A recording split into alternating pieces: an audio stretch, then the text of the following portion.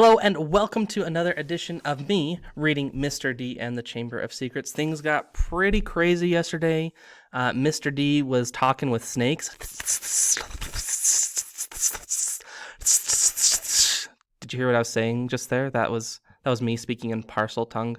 I was talking, if any of you have a snake, you could go put that recording next to the snake and they would hear me talking to it in parcel tongue.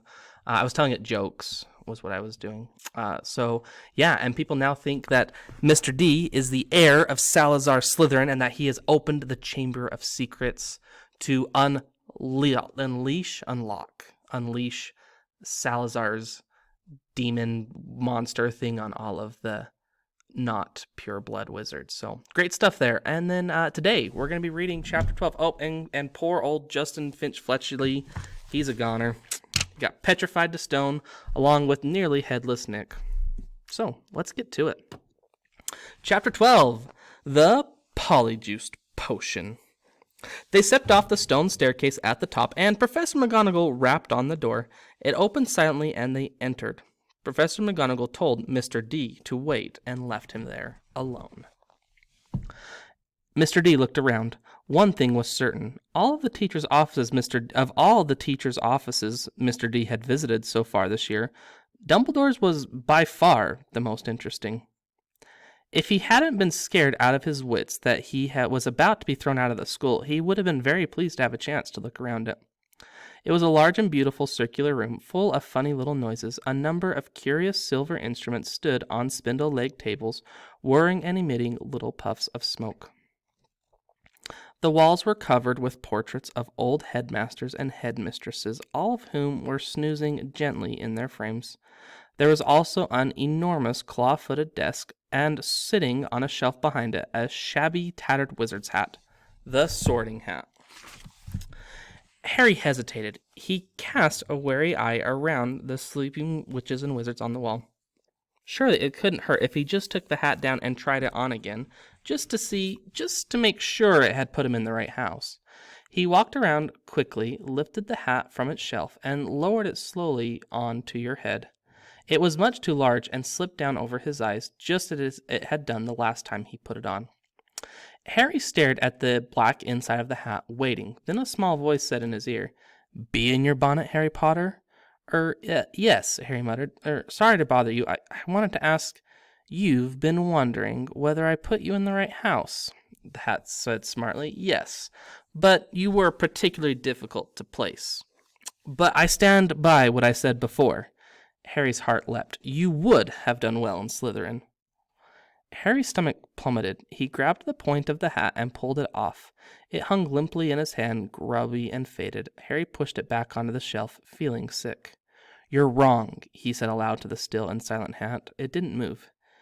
Harry backed away, watching it. Then a strange, gagging noise behind him made him wheel around. He wasn't alone after all. Standing on a golden perch behind the door was a decrepit-looking bird that resembled a half-plucked turkey. Harry stared at it, and the bird watched balefully back, making its gagging noise again. Harry thought it looked very ill. Its eyes were dull, and even as Harry watched, a couple more feathers fell out of its tail. Harry was just thinking that all he needed was for Dumbledore's pet bird to die while he was alone in the office with it, when the bird burst into flames. Harry yelled in shock and backed away into the desk. He looked feverishly around in case there was a glass of water somewhere, but he couldn't see one. The bird, meanwhile, had become a fireball. It gave one loud shriek, and the next second there was nothing but a smoldering pile of ash on the floor. The office door opened. Dumbledore came in looking very somber. Professor, Harry gasped, your bird, I couldn't do anything. It just caught fire. To Harry's astonishment, Dumbledore smiled. About time, too, he said. He's been looking dreadful for days. I've been telling him to get a move on. He chuckled at the stunned look on Harry's face. Fawkes is a phoenix, Harry. Phoenixes burst into flames when it's time for them to die and are reborn from the ashes. Watch him. Harry looked down in time to see a tiny, wrinkled, newborn bird poke its head out of the ashes. It was quite as ugly as the old one. It's a shame you had to see him on Burning Day, said Dumbledore, seating himself behind his desk. He's really very handsome most of the time. Wonderful red and gold plumage. Fascinating creatures, phoenixes. They can carry immensely heavy loads with tears, and their tears have healing powers. They make highly faithful pets. In the shock of Fawkes catching fire, Harry had forgotten what he was there for, but it all came back to him as Dumbledore settled himself in the high chair behind the desk and fixed Harry with his penetrating light blue stare. Before Dumbledore could speak another word, however, the door to the office flew open with an almighty bang, and Hagrid burst in, a wild look in his eyes, and his balaclava perched on top of his shaggy black head, and the dead rooster still swinging from his hand. "It wasn't Harry, Professor Dumbledore," said Hagrid urgently. "I was talking to him seconds before that kid was found. He never had the time, sir." Dumbledore tried to say something, but Hagrid went ranting on, waving the rooster around in his agitation, sending feathers everywhere. "It can't have been him. I'll swear it in front of the Ministry of Magic if I have to." "Hagrid, You've got the wrong boy, sir. I know Harry never—" "Hagrid," said Dumbledore loudly, "I do not think that Harry attacked those people." "Oh," said Hagrid, the rooster falling limply at his side. "Right. I'll wait outside then, Headmaster." And he stomped out, looking embarrassed. "You don't think it was me, Professor?" Harry repeated hopefully as Dumbledore brushed rooster feathers off his desk. "No, Harry, I don't, said Dumbledore, though his face was somber again. "But I still want to talk to you." Harry waited nervously while Dumbledore considered him, the tips of his long fingers together. "I must ask you, Harry, whether there is anything else you'd like to tell me. Anything at all." Harry didn't know what to say. He thought of Malfoy shouting, "You'll be next, Mudbloods," and of the Polyjuice Potion simmering in Moaning Myrtle's bathroom. Then he thought of what the disembodied voice he heard twice, and remember what Ron said. Hearing voices no one else can hear isn't a good sign, even in the wizarding world. He thought, too, about what everyone else was saying about him, and his growing dread that he was somehow connected with Salazar Slytherin. No, said Harry. "There isn't anything, Professor." The double attack on Justin and Nearly Headless Nick turned what had hitherto been nervousness into real panic. Curiously, it was Nearly Headless Nick's fate that seemed to worry people most. What could possibly do that to a ghost? People asked each other what terrible power could do harm to someone who was already dead. There was almost a stampede to book seats on the Hogwarts Express so that the students could go home for Christmas. "At this rate, we'll be the only ones left," Ron told Harry and Hermione. "Us, Malfoy, Crabbe, and Goyle. What a jolly holiday it is going to be." Crabbe and Goyle, who always did whatever Malfoy did, had signed up to stay over the holidays too. But Harry was glad that most of the people were leaving. He was tired of people skirting around him in the corridors, as though he was about to sprout fangs or spit poison, tired of all the muttering, the pointing, and the hissing as he passed. Fred and George, however, found all of this to be very funny. They went out of their way to march ahead of Harry down the corridor, shouting, "Make way for the heir of Slytherin, seriously evil wizard coming through." Percy was deeply disapproving of this behavior. "It is not a laughing matter," he said coldly. "Ah, get out of the way, Percy," said Fred. "Harry's in a hurry." "Yes, he's off to the Chamber of Secrets for have a cup of tea with his fanged servant," said George, chortling. Ginny didn't find it amusing either. "Oh, don't," she wailed every time Fred asked Harry loudly who he was planning to attack next, or when George pretended to ward Harry off with a large clove of garlic when they met. Harry didn't mind. It made him feel better that Fred and George at least thought the idea of being Slytherin's heir was quite ludicrous. But their antics seemed to be aggravating Draco Malfoy, who looked increasingly sour each time he saw them at it. "It's because he's bursting to say it's really him," said Ron knowingly. "You know how he hates anyone beating him at anything. You're getting all the credit for his dirty work." "Not for long," said Hermione in a satisfied tone. "The Polyjuice Potion's nearly ready. We'll be getting the truth out of him nearly any day now." At last the term ended, and a silence deep as the snow on the grounds descended on the castle. Harry found it peaceful rather than gloomy, and he enjoyed the fact that he, Hermione, and the Weasleys had the run of the Gryffindor Tower, which meant they could play Exploding Snap loudly without bothering anyone, and practice dueling in private. Fred, George, and Ginny had chosen to stay at school rather than visit Bill in Egypt with Mr. and Mrs. Weasley. Percy, who disapproved of what he termed their childish behavior, didn't spend much time in the Gryffindor common room. He had already told them pompously that he was only staying over Christmas because it was his duty as a prefect to support the teachers during this troubled time. Christmas morning dawned cold and white. Harry and Ron, the only ones left in their dormitory, were awoken early by Hermione, who burst in, fully dressed and carrying presents for them. "Wake up," she said loudly, pulling back the curtains at the window. "Hermione, you're not supposed to be in here," said Ron, shielding his eyes against the light. "Well, Merry Christmas to you too," said Hermione, throwing him his present. "I've been up for nearly an hour, adding more lace wings to the potion." "It's ready."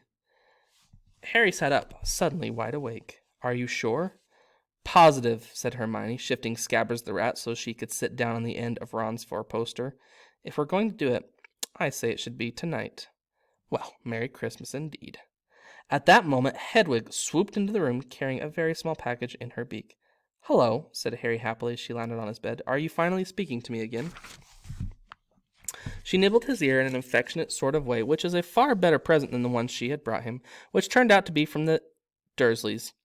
They had sent Harry a toothpick and a note telling him to find out whether he'd be able to stay at Hogwarts for the summer vacation, too.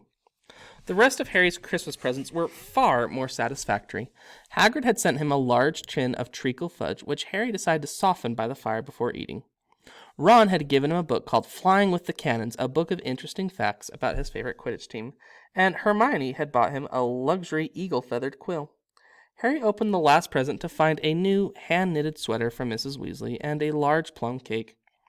He read her card with a fresh surge of guilt, thinking about Mr. Weasley's car, which hadn't been seen since its crash with the Whomping Willow, and about the rule-breaking he and Ron were planning next. No one, not even someone dreading to take Polyjuice Potion later, could fail to enjoy the Christmas dinner at Hogwarts. The great hall looked magnificent. Not only were there a dozen frost-covered Christmas trees and thick streamers of holly and mistletoe crisscrossing the ceiling, but enchanted snow was falling, warm and dry, from the ceiling. Dumbledore led them in a few of his favorite carols, Hagrid booming more and more loudly with every goblet of eggnog he consumed. Percy, who hadn't noticed that Fred had bewitched his prefect badge so that it now read Pinhead, kept asking them all what they were sniggering at. Harry didn't even care that Draco Malfoy was making large, snide remarks about his new sweater from the Slytherin table. With a bit of luck, Malfoy would be getting his comeuppance in a few hours' time. Harry and Ron had barely finished their third helping of Christmas pudding when Hermione ushered them out of the hall to finalize their plans for the evening. "We still need a bit of the people you're changing into," said Hermione matter-of-factly, as though she were sending them to the supermarket for laundry detergent. "And obviously, it'll be best if you can get something of Crabbe and Goyle's. They're Malfoy's best friends. He'll tell them anything. And we also need to make sure that the real Crabbe and Goyle can't burst in on us while we're interrogating him." "I've got it all worked out," she went on smoothly, ignoring Harry and Ron's stupefied faces. She held up 2 plump chocolate cakes. "I've filled these with sleeping draught. All you have to do is make sure Crabbe and Goyle find them. You know how greedy they are. They're bound to eat them up. Once they're asleep, pull out a few of their hairs and hide them in a broom closet." Harry and Ron looked incredulously at each other. "Hermione, I don't think that could go seriously wrong." But Hermione had a steely glint in her eye, not unlike the one Professor McGonagall sometimes had. "The potion will be useless without Crabbe and Goyle's hair," she said sternly. "You want to investigate, Malfoy, don't you?" "Oh, all right," said Harry. "But what about you? Whose hair are you ripping out?" "I've already got mine," said Hermione brightly, pulling a tiny bottle out of her pocket and showing them the single hair inside it. "Remember Millicent Bulstrode wrestling with me at the dueling club? She left this on my robes when she was trying to strangle me. And she's gone home for Christmas, so I'll just have to tell the Slytherins I've decided to come back." When Hermione had bustled off to check on the Polyjuice Potion again, Ron turned to Harry with a doom-laden expression. "Have you ever heard of a plan where so many things could go wrong?"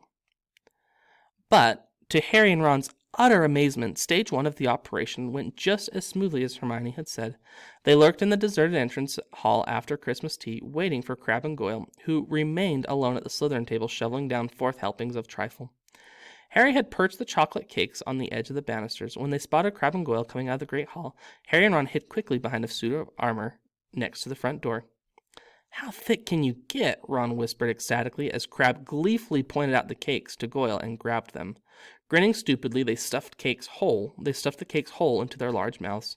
For a moment, both of them chewed greedily, looks of triumph on their faces. Then, without the smallest change of expression, they both keeled over backward onto the floor. By far, the hardest part was hiding them in the closet across the hall. Once they were safely stowed among the buckets and mops, Harry yanked out a couple of the bristles that covered Goyle's forehead, and Ron pulled out several of Crabbe's hairs. They also stole their shoes because they were far too small for Crabbe and Goyle-sized feet. Then, still stunned at what they had just done, they sprinted up to Moaning Myrtle's bathroom. They could hardly see for the thick black smoke issuing from the stall in which Hermione was stirring the cauldron. Pulling their robes over their faces, Harry and Ron knocked softly on the door. Hermione. They heard the scrape of the lock, and Hermione emerged, shining-faced and looking anxious. Behind her, they heard the gloop-gloop of the bubbling, gluttonous potion. 3 glass tumblers stood ready on the toilet seat. Did you get them? Hermione asked breathlessly. Harry showed her Goyle's hair. Good. And I sneaked these spare robes out of the laundry, said Hermione, holding up a small sack. You'll need bigger sizes once you're Crabbe and Goyle. The 3 of them stared into the cauldron. Close up, the potion looked like thick, dark mud, bubbling sluggishly. All right, I'm sure I've done everything right, said Hermione nervously, rereading the splotched pages of Most Potent of Potions. It looks like the book says it should. Once we've drunk it, we'll have exactly an hour before we change back into ourselves. Now what? Ron whispered. We separate it into 3 glasses and add the hairs. Hermione ladled large dollops of the potion into each of the glasses. Then, her hand trembling, she shook Millicent Bulstrode's hair out of its first bottle into the glass. The potion hissed loudly like a boiling kettle and frothed madly. A second later, it had turned a sick sort of yellow. Ugh, the essence of Millicent Bulstrode, said Ron, eyeing it with loathing. I bet it tastes disgusting. Add yours, then, said Hermione. Harry dropped Goyle's hair into the middle glass, and Ron put Crabbe's into the last one. Both glasses hissed and frothed. Goyle's turned the khaki color of a booger, and Crabbe's a dark, murky brown. Hang on, said Harry, as Ron and Hermione reached for their glasses. We'd better not drink them all in here. Once we turn to Crabbe and Goyle, we won't fit, and Millicent Bulstrode's no pixie. Good thinking, said Ron, unlocking the door. Let's all take separate stalls. Careful not to spill a drop of his polyjuice potion, Harry slipped into the middle stall. Ready, he called. Ready, came Ron and Hermione's voices. 1, 2, and 3. Pinching his nose, Harry drank the potion down in 2 large gulps. It tasted like overcooked cabbage. Immediately, his insides started withering as though he'd just swallowed live snakes. Doubled up, wondering whether he was going to be sick. Then a burning sensation spread rapidly from his stomach to the very ends of his fingers and toes. Next, bringing him gasping to all fours, came a horrible melting feeling as the skin all over his body bubbled like hot wax, and before his eyes, his hands began to grow. The fingers thickened, his nails broadened, and the knuckles were like bulging bolts. His shoulders stretched painfully, and a prickling on his forehead told him that hair was creeping down toward his eyebrows. His robes ripped as his chest expanded like a barrel bursting its hoops. His feet were agony in shoes 4 sizes too small. And then, as suddenly as it started, everything stopped. Harry lay face down, stone cold on the floor, listening to Myrtle gurgle morosely in the end toilet. With difficulty, he kicked off his shoes and stood up. So, this is what it felt like being Goyle. His large hand trembling, he pulled off his old ropes, which were hanging a foot above his ankles, put on the spare ones, and laced up Goyle's boat-like shoes. He reached up to brush his hair out of his eyes, and met only the short growth of wiry bristles low on his forehead. Then he realized his glasses were clouding his eyes because Goyle obviously didn't need them. He took them off and called, "Are you two okay?" Goyle's low rasp of a voice issued from his mouth. "Yeah," came the deep grunt of Crabbe from his right. Harry unlocked the door and stepped in front of the cracked mirror. Goyle stared back at him with a set of dull, deep-set eyes. Harry scratched his ear. So did Goyle.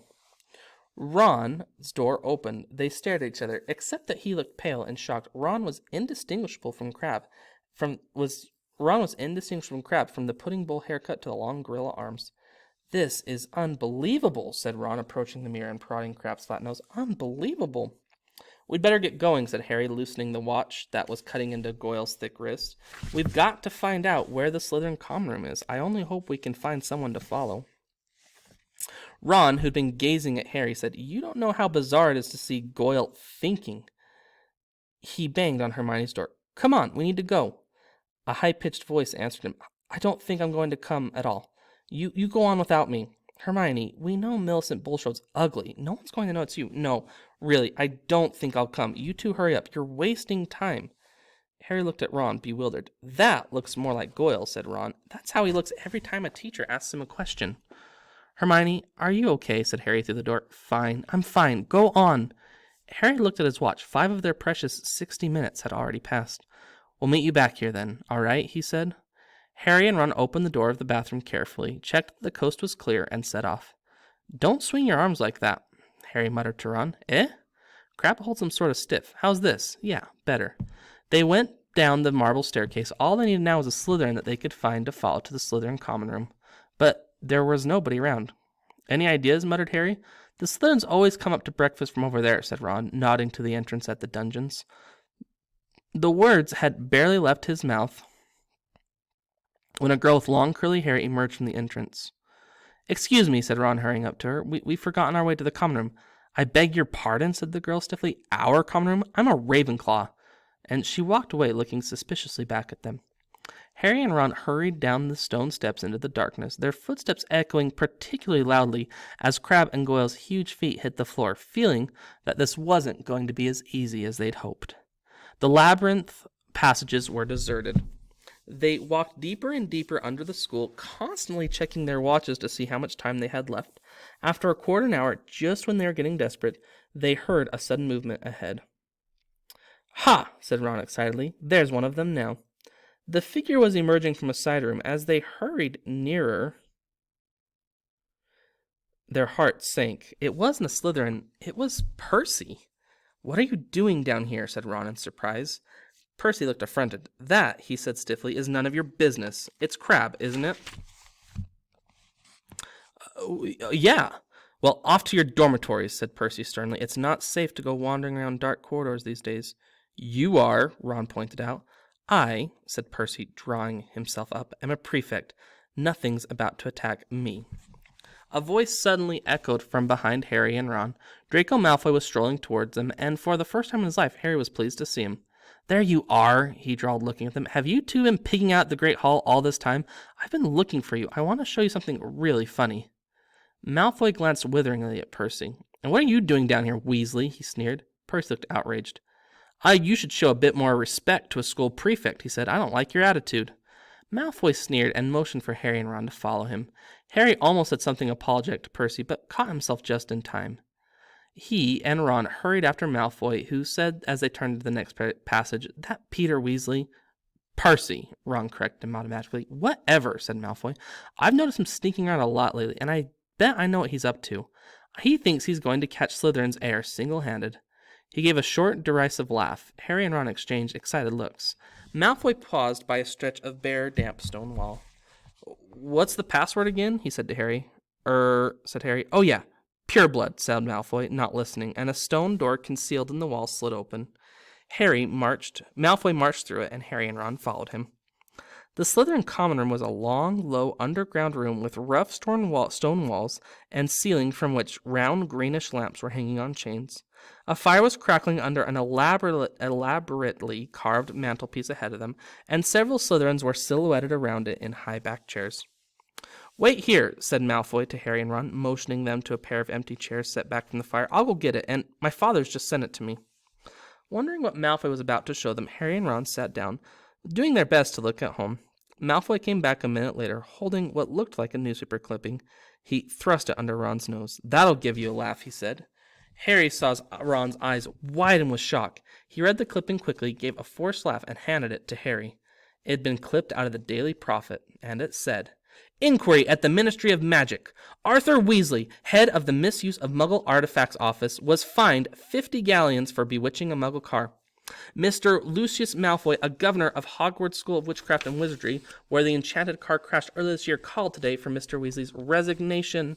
Weasley has brought the ministry into disrepute, Mr. Malfoy told our reporter. He is clearly unfit to draw up laws, and his ridiculous Muggle Protection Act should be scrapped immediately. Mr. Weasley was unavailable for comment, although his wife told reporters to clear off or she'd set the family ghoul on them. Well, said Malfoy impatiently as Harry handed the clipping back to him, don't you think it's funny?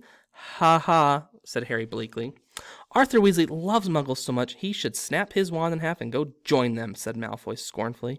You'd never know the Weasleys were purebloods the way they behave. Ron's, or rather Crabbe's, face was contorted with fury. What's up with you, Crabbe? Snapped Malfoy. Stomachache, Ron grunted. Well, go up to the hospital wing and give all those mudbloods a kick from me, said Malfoy, snickering. You know I'm surprised the Daily Prophet hasn't reported all these attacks yet, he went on thoughtfully. I suppose Dumbledore's been trying to hush it all up. He'll be sacked if he doesn't stop soon. Father always said old Dumbledore's the worst thing that's ever happened to this place. He loves Muggleborns. A decent headmaster would have never let slime like that Creevy in. Malfoy started taking pictures with an imaginary camera and did a cruel but accurate impression of Colin. Potter, can I have your picture? Potter, can I have your autograph? Can I lick your shoes, please, Potter? He dropped his hands and looked at Harry and Ron. What's the matter with you two? Far too late, Harry and Ron forced themselves to laugh, but Malfoy seemed satisfied. Perhaps Crabbe and Goyle were always slow on the uptake. St. Potter, the mudblood's friend, said Malfoy slowly. He's another one with no proper wizard feeling, or he wouldn't go around with that jumped-up Granger mudblood, and people think he's the Slytherin heir. Harry and Ron waited with bated breath. Malfoy was surely seconds away from telling them it was him, but then... I wish I knew who it is, said Malfoy. I could help them. Ron's jaw dropped so that Crabbe looked even more clueless than usual. Fortunately, Malfoy didn't notice, and Harry, thinking fast, said, You must have some idea who's behind it all. You know I haven't, Goyle. How many times do I have to tell you, snapped Malfoy? And Father won't tell me anything about the last time the chamber was opened either. Of course, it was 50 years ago, so it was before his time, but he knows all about it, and he says that it was all kept quiet, and it'll look suspicious if I know too much about it. But I do know one thing. The last time the Chamber of Secrets opened, a mudblood died, so I bet it's a matter of time before one of them gets killed this time. I hope it's Granger, he said with relish. Ron was clenching Crabbe's gigantic fists. Feeling that it would be a bit of a giveaway if Ron punched Malfoy, Harry shot him a warning look and said, Do you know if the person who opened the chamber last time was caught? Oh yeah, whoever it was expelled, said Malfoy. They're probably still in Azkaban. Azkaban? Said Harry, puzzled. Azkaban, the wizard prison, Goyle, said Malfoy, looking at him in disbelief. Honestly, if you were any slower, you would be going backwards. He shifted restlessly in his chair and said, Father says to keep my head down and let the heir of Slytherin get on with it. He says the school needs ridding of all the mudblood filth, but not to get mixed up in it. Of course, he's got a lot on his plate at the moment. You know the Ministry of Magic raided our manor last week? Harry tried to force Goyle's dull face into a look of concern. Yeah, said Malfoy. Luckily, they didn't find much. Father's got some very valuable dark art stuff, but luckily we've got our own secret chamber under the drawing room floor. Ho! Said Ron. Malfoy looked at him. So did Harry. Ron blushed. Even his hair was turning red. His length was also slowly lengthening. Their hour was up. Ron was turning back on himself, and from the look of horror he was suddenly giving Harry, he must be too. They both jumped to their feet. Medicine! Oh, for my stomach! Ron grunted, and without further ado they sprinted the length of the Slytherin common room, hurled themselves at the stone wall, and dashed up the passage, hoping against hope that Malfoy hadn't noticed anything. Harry could feel his feet slipping around in Goyle's huge shoes, and had to hoist his robes up as he shrank. They crashed up the steps into the dark entrance hall, which was full of muffled pounding coming from the closet where they'd locked Crabbe and Goyle. Leaving their shoes outside the closet door, they sprinted in their socks up the marble staircase toward Moaning Myrtle's bathroom. Oh, well, it wasn't a complete waste of time, said Ron panted, closing the bathroom door behind them. I know we still haven't found out who's doing the attacks, but I'm going to write Dad tomorrow and tell him to check under Malfoy's drawing room. Harry checked his face in the cracked mirror. He was back to normal. He put his glasses on as Ron hammered on the door of Hermione's stall. Hermione, come out. We've got loads to tell you. Go away, Hermione squeaked. Harry and Ron looked at each other. What's the matter, said Ron. You must be back to normal by now. We are. But Moaning Myrtle glided suddenly through the stall door. Harry had never seen her looking so happy. Oh, wait till you see, she said. It's awful. They heard the lock slide back and Hermione emerged, sobbing, her robes pulled up over her head. What's up? Said Ron uncertainly. Do you still have Millicent's nose or something? Hermione let her robes fall and Ron backed into the sink. Her face was covered in black fur. Her eyes had turned yellow and there were long, pointed ears poking through her hair. It was cat hair, she howled. Millicent Bulstrode must have a cat. And the potion's not supposed to be used for animal transformations. Uh-oh, said Ron. You'll be teased something dreadful, said Myrtle happily. It's okay, Hermione, said Harry quickly. We'll take you up to the hospital wing. Madame Pomfrey never asks too many questions. It took a long time to persuade Hermione to leave the bathroom. Moaning Myrtle sped them on their way with a hearty guffaw. Wait till everyone finds out you've got a tail. Oh dear, so Malfoy isn't the heir to Slytherin, so he did not open the Chamber of Secrets. And Hermione's half cat. That's fun. Thanks for listening. Bye-bye.